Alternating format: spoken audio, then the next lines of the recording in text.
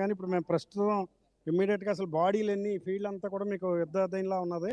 Bodies ఇప్పటిదాకా 20 dead బాడీలు ఇక్కడ స్పాట్లో దొరికాయి. కొన్ని ఏమైనా పొలాల ముక్కలు అట్లా కొన్ని పీసుల కింద కూడా కనపడుతున్నాయి. వాటిని మా ఎన్డీఆర్ఎఫ్ ఏరుతున్నారు. కాలంలో నుంచి ఒకటి తీయించారండి ఇప్పుడేను.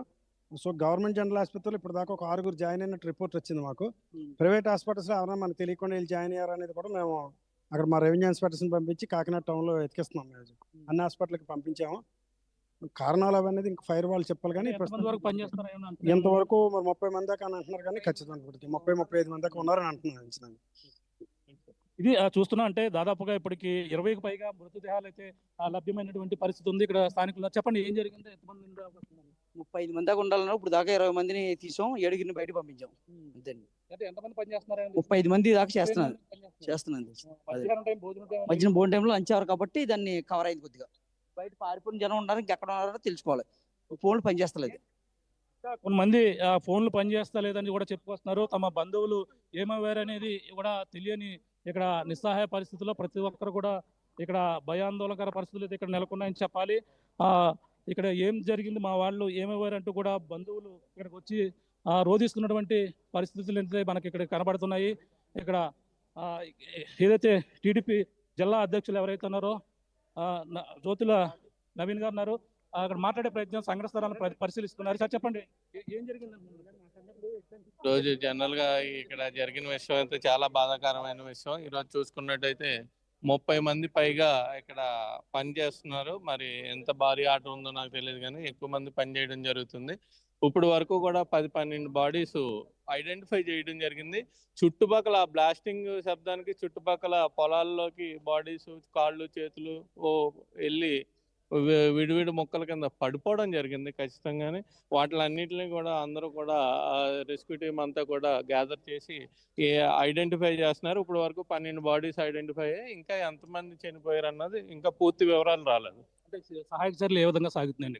ఖచ్చితంగానే ఇమీడియట్ గా జరిగిన అరగంట లోపల అందరూ కూడా డిపార్ట్మెంట్ అందరూ కూడా ఇక్కడికి రావడం జరిగింది. అక్కడ చంద్రబాబు నాయుడు గారు కూడా పూర్తి ఆదేశాలు, ఆయన పర్యటన ఆపుకుని పూర్తి ఆదేశాలు ఇవ్వడం జరిగింది. హోమ్ మినిస్టర్ గారిని కూడా బయలుదేరమనడం జరిగింది. ఆవిడ కూడా బయలుదేరారు, అన్ని వస్తున్నారు. 6:30కి అలా హోమ్ మినిస్టర్ వస్తారు. ఈ లోపల అన్ని సహాయ చర్యలు కూడా ఆకుండా అందరూ పర్యవేక్షిస్తున్నారు. ఇటీవల రాయవరంలో జరిగిన ఘటన మరొక ముందు ఈ ఘటన జరగడం ఎలా చూడాలంటే నిర్వహిస్తున్నారు ఇవన్నీ కూడా ఏ విధంగా నిర్వహిస్తున్నారు? చాలా బాధాకరం. ఇది ఇద్దరి నుంచి సేఫ్టీ మెజర్స్ డిపార్ట్మెంట్ కూడా పెట్టమని చెప్తుంటది. అలాగే ఇక్కడ కూడా వీళ్ళు కూడా పూర్తి స్థాయిలో సేఫ్టీ మెజర్స్ పెట్టుకోవాల్సిన అవసరం ఉంది. ఎందుకంటే టెక్నాలజీ పెరిగింది కాబట్టి ఆ టెక్నాలజీని సరిపడా సేఫ్టీ మెజర్స్ పెట్టుకోకపోవడం వల్ల ఇలాంటి నష్టం జరుగుతుంది. ఇక ముందైనా జరగకుండా ప్రభుత్వం గట్టి చర్యలు తీసుకుంటది. ఇక ముందైనా ఎంతమంది పనిచేస్తున్నట్టు ఏమన్నా అంచనా? నాకు తెలిసిన లెక్క ప్రకారం 30 మంది పైన పనిచేస్తున్నారు అన్నారు. ఎవరు కూడా ఇంకా అక్కడ ఎంతమంది చనిపోయారు అన్నది ఐడెంటిఫై అవ్వలేదు. ఇక ఒక్క బాడీ కూడా చల్లాచెదురు అయిపోయింది. అన్ని కూడా ఒక దగ్గరికి చేరుస్తున్నారు. అన్ని కూడా ఎంతమందిని హాస్పిటల్ తరలించారు? ఏ హాస్పిటల్కి వెళ్ళారు?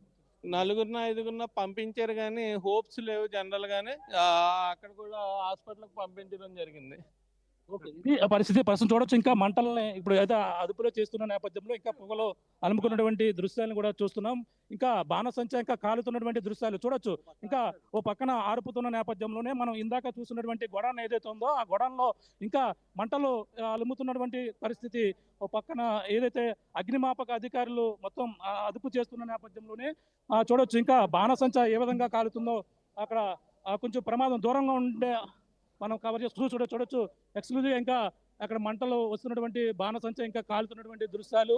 ఇంకా ఇక్కడ పేలుడు లాంటిది కాకుండా ఇక్కడ ఆర్పుతున్న నేపథ్యంలోనే చిన్న చిన్న సించుబుడ్లు ఏదైతే ఉంటాయో అవన్నీ కూడా ఇక్కడ ఇంకా కాలుతున్నటువంటి దృశ్యాలు మనం అయితే ఎక్స్క్లూజివ్ గా చూస్తున్నాం.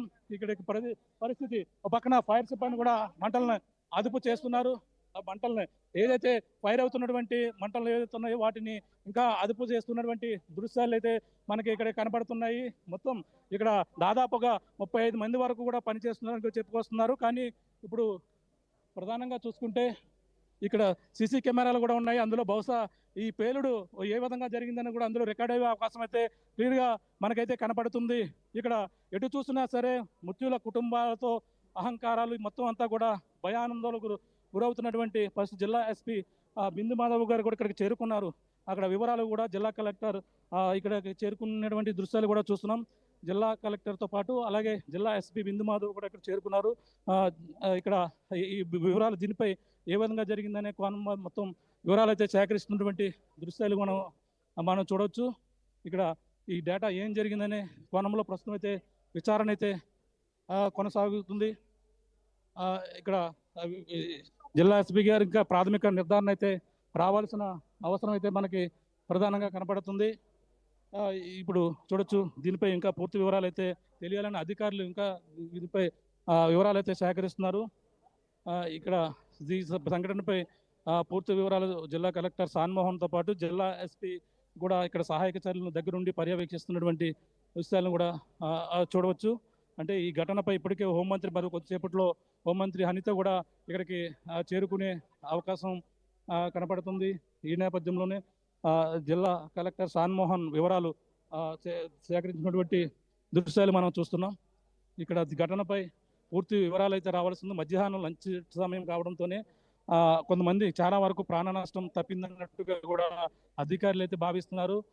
ఈ రోజు అంతేకాకుండా ఎక్కువ వృద్ధులు అంటే మహిళలు ఉంటారు, వాళ్ళ పెన్షన్ టైం కావడంతోనే వాళ్ళకి సంబంధించి వాళ్ళందరూ కూడా కొంతమంది రాలేదని కూడా చెప్పుకొస్తున్నారు. జిల్లా స్పీకర్ ప్రాథమిక నిర్ధారణ అడిగారు. సార్ చెప్పారు ఎలా సార్? ఇక్కడ ఇంకా ప్రాథమిక వివరాలు అయితే సేకరిస్తున్నారు. దీనిపై ఇంకా మాట్లాడుతున్నటువంటి పరిస్థితి ప్రధానంగా ఉంది. దీనిపై పూర్తి వివరాలు అంటే ఇంకా తెలియదు. ఇప్పుడు ఘటన జరిగి కొద్ది సమయం మాత్రమే అవుతుంది. ఈ సమయంలో దీనిపై వివరాలు అవన్నీ కూడా ఉన్నతాధికారులకైతే సమాచారం ఇస్తున్నారు జిల్లా కలెక్టర్ సాన్మోహన్.